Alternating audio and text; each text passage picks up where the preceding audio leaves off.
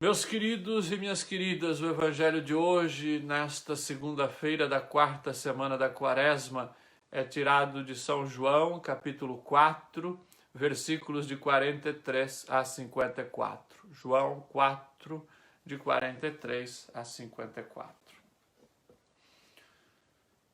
Depois daqueles 2 dias, Jesus partiu de Jerusalém para a Galileia.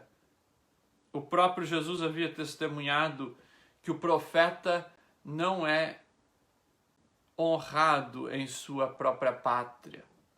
Quando, pois, ele chegou a Galileia, os galileus o receberam, tendo visto tudo o que ele fizera em Jerusalém por ocasião da festa, pois também eles tinham ido à festa.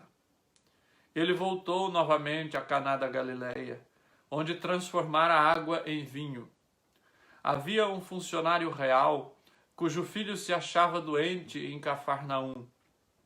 Ouvindo dizer que Jesus viera da Judéia para a Galileia, foi procurá-lo e pedia-lhe que descesse e curasse seu filho que estava à morte. Disse-lhe Jesus: se não virdes sinais e prodígios, não crereis. O funcionário real lhe disse: Senhor, desce antes que meu filho morra. Disse-lhe Jesus: vai, teu filho vive. O homem creu na palavra que Jesus lhe havia dito e partiu. Ele já descia quando seus servos vieram-lhe ao encontro, dizendo que seu filho vivia. Perguntou então a que horas ele se sentira melhor. Eles lhe disseram: ontem, à hora 7ª, a febre o deixou. Então o pai reconheceu ser precisamente aquela a hora em que Jesus lhe dissera: teu filho vive, e creu, ele e todos os da sua casa. Foi esse o segundo sinal que Jesus fez ao voltar da Judéia para a Galileia. Palavra da salvação, glória a vós, Senhor. Minha gente, então ontem nós celebramos na igreja o 4º domingo da Quaresma, que é o chamado Domingo Laetare, o domingo da alegria. Sempre o 4º domingo da Quaresma, o 3º domingo do Advento, são considerados o domingo da alegria. Vocês devem ter notado, na grande maioria das igrejas, das celebrações, a cor litúrgica roxa deu lugar ao rosa. E esta é uma prática muito antiga na igreja, de usar o rosa no domingo Laetare, no domingo da alegria. O rosa, que é justamente o roxo desbotado, justamente para mostrar que estamos já passando do meio da Quaresma, estamos vislumbrando já a festa da Páscoa, já conseguimos ver a festa da Páscoa se aproximar. Aqui na Europa isto é mais evidente, porque aqui nós começamos a vislumbrar os primeiros sinais da primavera. Aqui mesmo na região de casa tem muitas árvores, e quando a gente sai para fazer uma caminhada aqui pelo bairro, a gente começa a ver que os primeiros brotos ali de vida, os primeiros sinais de vida após o inverno, começam a surgir ali nessas árvores. Nós começamos a ver as primeiras folhas que vão brotando, algumas delas já começam a florir. Então é um sinal de esperança, é um sinal de alegria que já vai brotando em nós, porque nós sabemos a primavera já está chegando. E é bonito que justamente na Páscoa as árvores aqui já estão todas floridas. Então é justamente esta esperança. Até a natureza vai nos dando sinais de que nós podemos nos alegrar. A própria natureza vai nos dando sinais de que a vida brota, de que após esta secura do inverno, após este período de recolhimento que o inverno proporciona, este período que parece a morte, porque as árvores estão todas peladas e parece que estão mortas, mas a natureza vai dando sinais de que todo ano esta vida volta, esta vida é restituída. E a liturgia da igreja faz a mesma coisa. Por isso, o domingo da alegria. E por isso, esta alegria deste domingo laitário, do quarto domingo da quaresma, se estende hoje, que é segunda-feira. E a antífona de entrada da missa de hoje, segunda-feira da quarta semana da quaresma, ainda resplandece esta alegria de ontem, do domingo. E diz: confio em vós, ó Deus, alegro-me e exulto em vosso amor, pois olhaste, Senhor, a minha miséria. Então, a nossa alegria, a alegria que a liturgia expressa para nós neste tempo, é justamente esta alegria não colocada a partir da esperança nas coisas materiais, nas coisas que passam, mas é a alegria que nós temos porque sabemos da misericórdia do Senhor. Porque sabemos que o Senhor, apesar dos nossos pecados, apesar da minha e da sua miséria, o Senhor, Ele é misericordioso, Ele nos perdoa e Ele age para nos salvar. Esta alegria, meus irmãos, vem daquilo que era o versículo central do Evangelho de ontem, domingo, que é o versículo 17 do capítulo 3 de São João. Deus amou tanto o mundo que enviou o seu próprio Filho, não para julgar e condenar o mundo, mas para que o mundo seja salvo por ele. Então esta é a nossa grande alegria. Deus amou tanto o mundo que enviou o seu próprio Filho para que o mundo seja salvo por ele. E esta mesma alegria, ela é expressa na primeira leitura de hoje, que é tirada daquilo que nós chamamos na teologia bíblica do terceiro Isaías, que é o capítulo 65 do profeta Isaías, no versículos 17 a 21. A leitura de hoje vai dizer: com efeito, criarei novos céus e nova terra. Deus dizendo: as coisas de outrora não serão lembradas, nem tornarão a vir ao coração. Alegrai-vos, pois, e regozijai-vos para sempre com aquilo que estou para criar.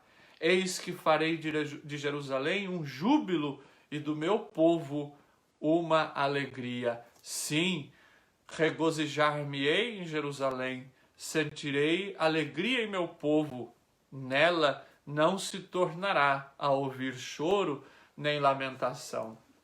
Meus irmãos, nós sabemos que o terceiro Isaías, esse capítulo 65 do profeta Isaías, ele foi escrito após o exílio da Babilônia. Nós sabemos que o povo da Bíblia teve dois êxodos. O primeiro êxodo, o grande êxodo, o êxodo do Egito, a saída do Egito, que nós celebramos na Páscoa, que é essa passagem pelo Mar Vermelho, pelo deserto, até chegar em Canaã, na terra prometida. E o segundo êxodo, que é que é a saída da Babilônia, quando o povo ficou exilado por muito tempo na Babilônia e retorna a Jerusalém, e retorna a Israel. E é justamente isso que o terceiro Isaías vai dizer, este texto que nós acabamos de ler.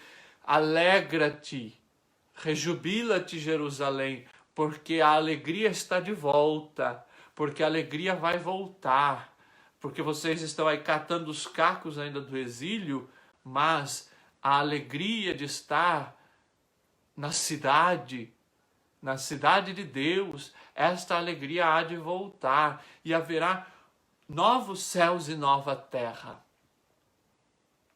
Então, esta é a Jerusalém, a nova Jerusalém, que nós podemos compreender como a igreja. Lendo a partir de Jesus Cristo, nós entendemos que Jesus é este que vem fazer novas todas as coisas. Lá no pós-exílio, o profeta estava dizendo de uma cidade onde houvesse a paz, onde houvesse a fraternidade, onde houvesse este bem-estar político, econômico, social, fraterno. Jesus veio para trazer esta nova Jerusalém, estes céus novos, essa terra nova, este lugar onde abunde o bem e a justiça, onde haja esta estabilidade, este conforto, esta paz, onde as pessoas possam viver em harmonia. Meus irmãos, é justamente esta alegria só pode viver, nós percebemos, pela fé. Nós só conseguimos experimentar esta alegria, mesmo em situações de dor, mesmo quando ainda estamos catando os cacos, somente com a fé, com a confiança e com a esperança no Senhor, é que nós podemos viver esta alegria. Sem a fé no Senhor, esta alegria não é possível. Porque nós, assim como o povo de Israel, nós também estamos passando por esse exílio. Hoje o mundo virou, há um ano, uma grande Babilônia, um grande Egito, onde estamos todos exilados. Exilados não mais por Nabucodonosor, não mais pelo faraó, mas por este vírus que nos contamina, que nos atinge. E qual é a Jerusalém? Qual é o Israel de hoje? É a família humana, é a humanidade. A humanidade toda hoje é este grande Israel. O Israel de hoje não é mais este lugar geográfico lá no Oriente, mas é justamente a humanidade, este lugar existencial, podemos dizer assim. E todo este Israel, toda esta humanidade está vivendo este período de exílio, este período em que nós não estamos podendo ir e vir. E hoje nós temos aí as vacinas, hoje nós temos a ciência tentando encontrar caminhos para que a gente possa voltar pelo menos a uma certa normalidade, mas a gente não consegue ainda ver um desfecho, a gente ainda não consegue ver um horizonte. A gente ainda não consegue fazer planejamento. Por quê? De médio e longo prazo. Por quê? Porque ainda não temos uma certeza.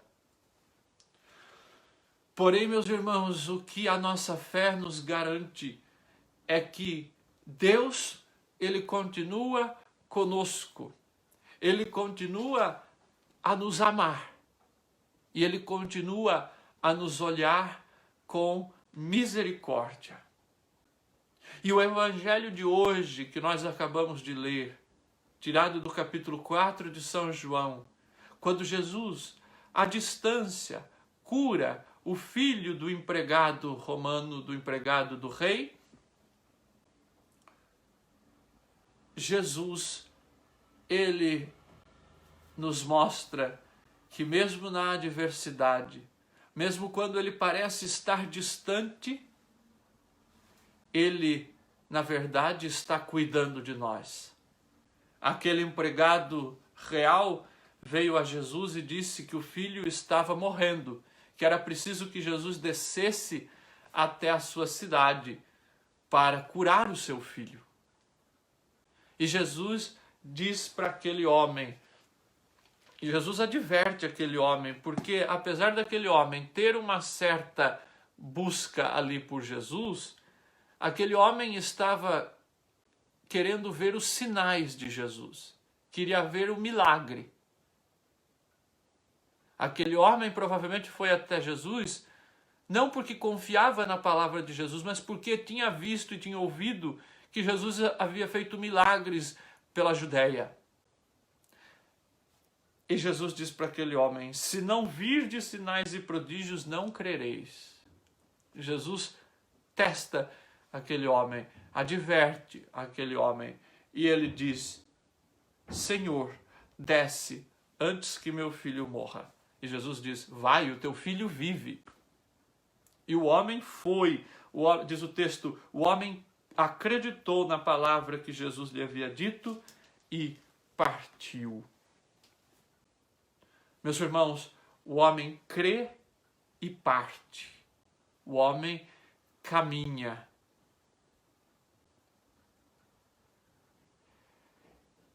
Ou seja, ele ouve a palavra de Jesus e ele acredita na palavra de Jesus. É a fé na palavra de Deus, meus irmãos, que nos faz caminhar nos momentos difíceis da vida. Que sinais aquele homem teria para voltar para sua casa sem ver o sinal, o milagre que ele queria? Jesus apenas disse: vai, o teu filho vive. Aquele homem mostra aí, minha gente, uma fé sincera na palavra de Jesus. Vai, o teu filho vive. O homem acreditou e partiu.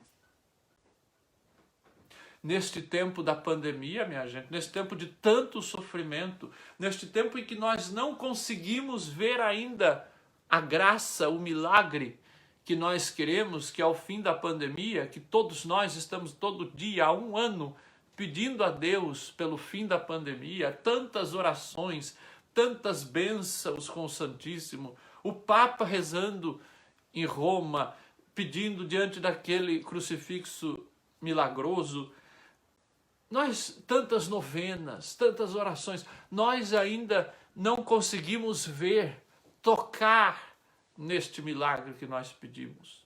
Muitas vezes pedimos pela cura dos nossos entes que estão nas UTIs, que estão entubados, e não conseguimos ver esta cura. Parece que falhou a nossa oração quando estes partem para a casa do Pai. Então, o que é que nos motiva? O que é que nos faz continuar a caminhada?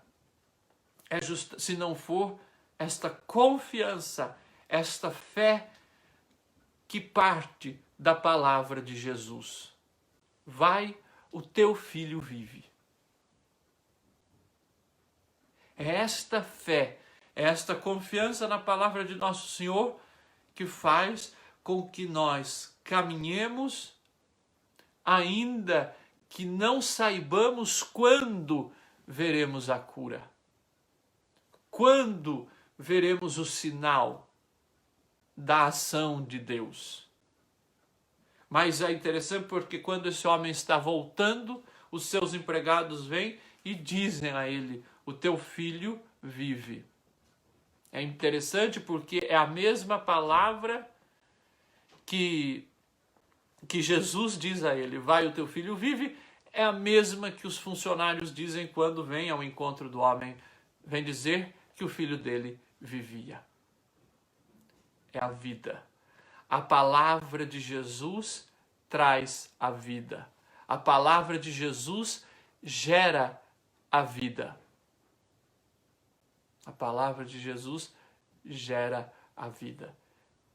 Então é no caminho, é quando este homem ouve a palavra de Jesus, confia nela e parte ao encontro do seu filho, é no caminho que ele recebe a notícia. O texto diz, na mesma hora, ele percebe que foi na mesma hora em que Jesus havia dito: vai, o teu filho vive. Meus irmãos, o texto termina dizendo que creu ele e toda a sua casa. Veja, ele teve uma fé inicial, uma fé na palavra de Deus. E veja que o Evangelho de João justamente quer, minha gente, é despertar nas comunidades, despertar no povo esta fé na pessoa de Jesus. Tanto que este é o segundo sinal, esta cura do filho do empregado do rei, é o segundo sinal de Jesus, o segundo milagre que o Evangelho de João coloca. E é interessante porque São João ele relata apenas 7 sinais de Jesus. E após cada um dos sinais, é como que o refrão que São João coloca. E os seus discípulos creram nele, e creu nele o homem e a sua casa. Enfim, sempre quando Jesus realiza um sinal, há o despertar da fé em algumas pessoas. É sempre o despertar da fé e o comprometimento com o projeto de Jesus. Então, por isso que em João os milagres de Jesus não são narrados como milagres, mas são narrados como sinais. Sinal de algo maior. Esta cura é apenas um sinal para mostrar que a palavra de Jesus traz a vida e gera o comprometimento e gera a fé com o seu projeto. Então reparem que a história deste empregado do rei, minha gente, é como a nossa história de fé, é como a nossa caminhada. É como este tempo da quaresma que estamos vivendo, em que a gente é convidado a ir evoluindo na fé, a ir melhorando a nossa fé, a ir desenvolvendo a nossa caminhada com Jesus. E então, vocês reparem que este homem no começo ele tinha uma fé mais da curiosidade por ter ouvido falar dos milagres de Jesus. Mas depois, quando Jesus dá ali uma advertência, ele crê, ele fala assim, vai lá e cura.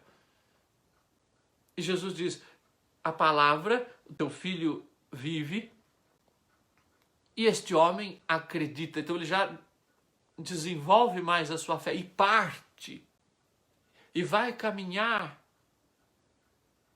No caminho ele ouve o relato da ação de Jesus. E aí ele crê com toda a sua casa. Então é um despertar da fé. E aquela fé já não é mais algo pontual, mas agora é uma fé que vai ser levada para a vida. É uma fé que vai ser levada para a vida. Então, é uma fé que contagia. Creu ele e todos os de sua casa. Minha gente, portanto, ouvir a palavra de Deus, crer, colocar-se em caminho com fé, com esperança, justamente vai nos levar a uma fé segura, a uma fé que nos dá esta certeza de que o Senhor está conosco. E, portanto, a palavra de Deus é este caminho seguro que vai iluminando as nossas decisões, que vai iluminando o que nós devemos fazer, como nós devemos agir. Vai iluminando os momentos escuros, os momentos de dor, os momentos de tristeza como estes que estamos vivendo. Estes momentos de exílio pelo qual estamos passando. O que fazer neste momento de exílio?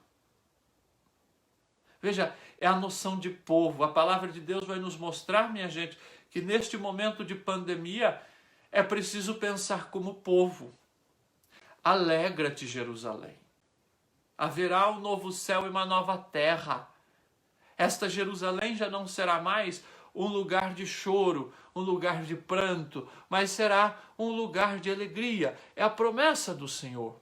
Mas o que é preciso que eu faça para que esta Jerusalém, que é o mundo, o que é preciso para que este mundo deixe de ser este lugar do pranto e da dor, este lugar da morte, este lugar do cativeiro, e passe a ser este lugar da esperança, este lugar da alegria, este lugar onde todos podemos rejubilar por ver a graça, por ver a vida trazida por Deus?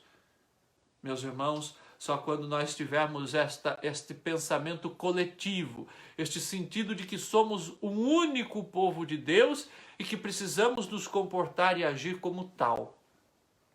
Por isso é muito triste quando nós vemos neste tempo de pandemia quantas pessoas pensam apenas na sua individualidade. As pessoas pensam apenas naquilo que eu não posso fazer na pandemia. As pessoas pensam apenas que estão sendo privadas da sua liberdade individual. Ah, mas onde estão os meus direitos individuais que não são garantidos e bababá? É triste ainda mais quando isso parte da boca de cristãos. O cristão, ele não deve pensar, em primeiro lugar, nos seus direitos individuais. O cristão precisa pensar, em primeiro lugar, naquilo que é o direito coletivo, naquilo que é a fraternidade, naquilo que é a vida, o bem comum. Quando é que o povo de Deus conseguiu viver esta alegria da Nova Jerusalém? Quando eles passaram a observar os mandamentos. Quando os mandamentos de Deus foram deixados justamente para que o povo pudesse viver na harmonia, para que o povo pudesse viver nesta sociedade em que reinasse a paz, a concórdia, a fraternidade. Os mandamentos nada mais são do que isso.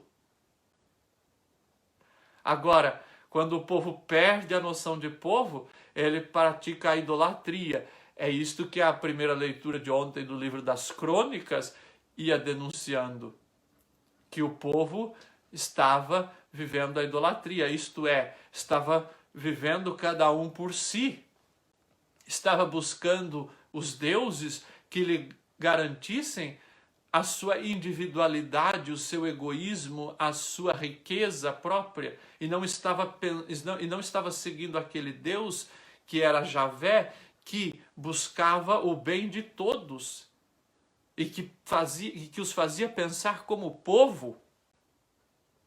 Então este povo vai experimentar as delícias da nova terra e do novo céu, as delícias, as alegrias da Nova Jerusalém, quando passou a viver os mandamentos e passou a experimentar a misericórdia de Deus, vivendo como um povo de Deus. Por isso, meus irmãos, nós, enquanto igreja, precisamos justamente ter esta noção, que o povo de Deus, o povo de Israel, o povo do Antigo Testamento, veja, não é uma história de fábula, não é uma história de conto de fadas, é uma história de gente que sofreu, que batalhou e que enfrentou esses momentos e que precisou se organizar enquanto povo. Nós, povo cristão, e aí eu vou terminando, vamos conseguir viver esta alegria que esta quarta semana da Quaresma nos coloca, justamente quando pensarmos como povo de Deus. E pensando enquanto povo de Deus, vamos reconhecer que todos somos irmãos e irmãs e que precisamos todos nos cuidar, cuidando uns dos outros. Aí esta pandemia, nós vamos passar por ela como os hebreus passaram pelo deserto aqueles 40 anos, que eles não sabiam quanto tempo seria, nós também não sabemos quanto tempo esta pandemia será. Então nós temos duas formas de passar por este deserto. Nós temos a primeira forma, que é cada um por si, Deus por todos. E nós temos uma outra forma, que é atravessarmos este deserto enquanto irmãos, sofrendo juntos, lutando juntos, nos angustiando juntos, chorando juntos e confiando juntos e agindo juntos, nós vamos chegar e alcançar esta certeza que o Senhor promete. Alegra-te, Jerusalém, porque virão céus novos e terra nova. Não haverá mais dor, não haverá mais choro, não haverá mais pranto. Haverá alegria em Jerusalém, quando todos viverem como irmãos. E como irmãos, superarem as adversidades.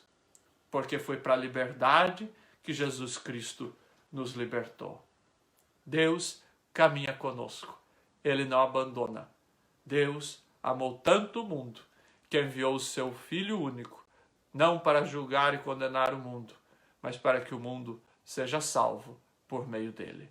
Louvado seja nosso Senhor Jesus Cristo, para sempre seja louvado.